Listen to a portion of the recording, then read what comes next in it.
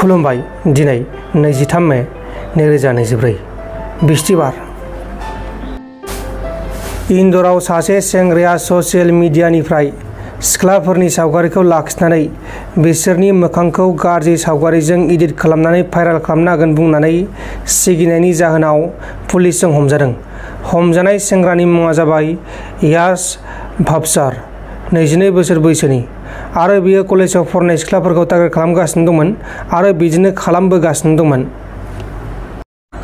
त्रिपुरा पुलिसआ 5 बांलादेशीफोरखौ इन्डियायाव आयेननि बेरेखा हाबफैनायनि जाहोनाव एरेस्ट खालामदों। हमजानाय बांलादेशीफोरनि मुङा जाबाय लिटन दास, बाबुल दास, पंकज सरकार, निकु सरकार आरो रूपम दास। बिसोर 5 दायनिगिरिफोरा जेबो डकुमेन्ट्स गैयाबालासिनो आयेननि बेरेखा भारताव हाबदोंमोन। सनितपुर जिल्ला एबसुआ हिरण्मय खाख्लारिखौ बुथारग्रा आरो 2 हिनजावसा गथ'खौ जिनाहारि खालामग्रा दायनिगिरिफोरखौ फासिनि थाखाय दाबि खालामदों। थांनाय नैबे मे दाननि 3 अक्ट'खालि गवालपारा जिल्लानि दुधनाय बालाबारि गामि होननायाव बैसागो बोथोर जिहेतु दा सोलिगासिनो दङ, बैसागो फांसन नायनो होननानै जोंनि दुधनायनि बालाबारि गामिनि 2 बिनानाव बिथांमोना फांसन नायनो थांदोंमोन। दा बेवहायनो खुब दुखुनांथाव बाथ्रा दे मोनाबिलि समाव धन आली तालुकदार बुंनाय आरो बाहादुर आली आरो रहमान आली बिथांमोना बै 2 बिनानावखौ किडनेप खालामना लाना थांनानै हराव हरसे जिनाहारि खालामदों होननानै बेखौ जोङो गम मोनदों। आरो बे बाथ्राखौनो लानानै बिथांनि न'खरनि जि बिदा हिरण्मय खाख्लारि फंबाय बिथाङा आरो लोगोसे गामिनि 2 सेंग्रा बिथांमोना धन आली तालुकदारनि न'खराव थांनानै खबर लानो थाखाय थांदोंमोन होननानै जोङो गम मोनदों आरो बिथांमोनजों रायज्लायनो होननानै थांनाय होननानै जों गम मोनदों। नाथाय बिथांमोननि न'खरनि बिनानाव बिदा बिथांमोना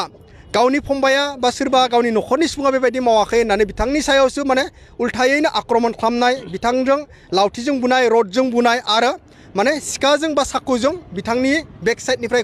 माने सुनानै होनाय बेबायदि मोनसे दुर्भाग्यजनक माने घटनाया बे गवालपारा जिल्लानि बे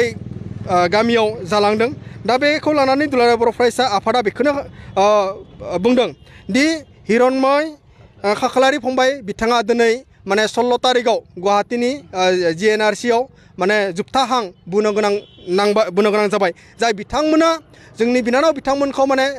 किडनेप खालामना लाना थांनानै नोङो धर्षण खालामनाय बा जिनाहारि खालामनाय, बेबायदि सुबुंफोरासो आरो फिन खेबसेबाव बिथांनि जि बिदाखौ बेबायदि माने खास्रि बिस्रि जि बुथारनाया जोंनि बर' हारिनि थाखाय, जोंनि खिलन्जिया जातिनि थाखाय माने खज्जजनक नङा आरो जों बेखौ दिनै माने एक्सेप्ट खालामनानै लानो हाया जादों। बेखौनो लानानै दुलाराय बर' फरायसा आफादा बिभिन्न समायाव बिभिन्न रोखोमनि मोनसे माने हाबाफारि फोसावनाय जादों आरो बेखौनो लानानै दिनै सनितपुर जिल्ला दुलाराय बर' फरायसा आफादाबो नैबे थेलामारा सार्कोल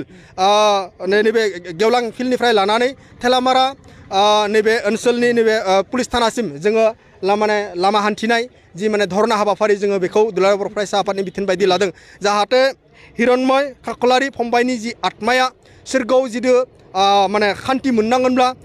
धन आली तालुकदार, बाहार आली, रहमान आली बिथांमोना जाहाथे माने फासि जायो बेखौ दुलाराय बर' फरायसा आफादा हास्थायो। जोङो सनितपुर जिल्ला दुलाराय बर' फरायसा आफादाबो बे फासि जाथारनांगौ होननानै जोङो माने आसामनि chief minister doctor Himanta Biswa Sarma बिथांनिसिम जोङो दाबि दैखाङो। जाहाथे बिथांमोना जिखुनु प्रकारे दिनै फासि जानांगौ। बेबायदि खामानिखौ सोर मावनो हायो? बेबायदि खामानिखौ जाय बिथांमोना बांलादेशनिफ्राय फैनाय माने बे ओनसोलनि खिलन्जियाफोरनि माने खुग दुख माने आबेदन माने जि मोनसे माने आबेग बेखौ बुजि मोना, बैबायदि माने सुबुंफ्रासो बेबायदि मोनसे निकृष्ट हाबाखौ मावनो हायो होननानै जोङो बेखौ माने फोथायनाय दङ। दा बेनिखायनो दुलाराय बर' फरायसा आफादनि आफादगिरि बिथाङा बुंदों बिथांमोननि न'खरावनो दुल बाजार सालायनांगौ। जाहाथे बेबायदिखौ जाहाथे नैबे दुल बाजार सालायनाय लेभेलसिम जुदि जेलासिम जों लाङा अब्लासिम जोङो आसामाव बेबायदि गुबुन माने हादोरनिफ्राय फैनाय बांलादेशीफोरखौ जोङो दबथायनो हानाय नङा। बेनिखायनो जोङो आसामनि चिफ मिनिस्टार मानगोनां डक्टर हिमन्त बिश्व शर्मा बिथांखौ जों खावलायगोन जाहाथे जिखुनु प्रकारे बे 3 सुबुङा माने जिनाहारि खालामनाय सुबुं 3 जा बारग'आ फार्स्ट कट्रेक्टआव लाना फैना जाहाथे बिथांमोनखौ फासि होयो बेखौ जों सनितपुर जिल्ला दुलाराय बर' फरायसा आफादा नैबे थेलामारा पुलिस स्टेशननिफ्राय जानानै जोङो खावलायो। आरो लोगोसे जों बेहायनो माने खावलायबोयो दि जाय फंबाय बिथाङा दिनै जोंनि गेजेरनिफ्राय दिनै रुंसारि जालांबाय बा जोंनि गेजेरनिफ्राय दिनै जानगारलांबाय, जाहाथे बिथांनि न'खरा जिहेतु मोजां नङा, बिथांनि न'खरा एसे खका मोननाय बायदि जाहाथे बिनि बिमा बिफानाव जाहाथे क्षतिपुरन हिसाबै आसाम गभर्नमेन्टआ होयो। आरो जाय बिनानाव 2 बिथांमोना दिनै माने जिनाहारि खालामजाबाय बिथांमोननि थाखायबो जाहाथे आसाम गभर्नमेन्टआ क्षतिपुरन होयो। जों बेखौ दुलाराय बर' फरायसा आफादाबो डिमान्ड खालामबाय थादों आरो सनितपुर जिल्ला दुलाराय बर' फरायसा आफादाबो जोङो नैबे थेलामारा सार्कोल नि आन्डाराव थानाय पुलिस स्टेसननिफ्राय जोङो बेखौ खावलायदों आरो लोगोसे आङो बे समाव दुलाराय बर' फरायसा आफादा जि हाबाफारि बे हाबाफारिनि थाखाय बेबायदि हाबाफारि फोसाव जों बेहाय बाहागो लालांबाय थागोन फैबाय थानाय मे दाननि 27 तारिखआवबो मोनसे दुधनायाव हाबाफारि लादों बेहायबो जोङो बाहागो लागोन दा बेबायदि इनाय जि हाबा मावनाय जोंनि माने खिलन्जिया जातिनि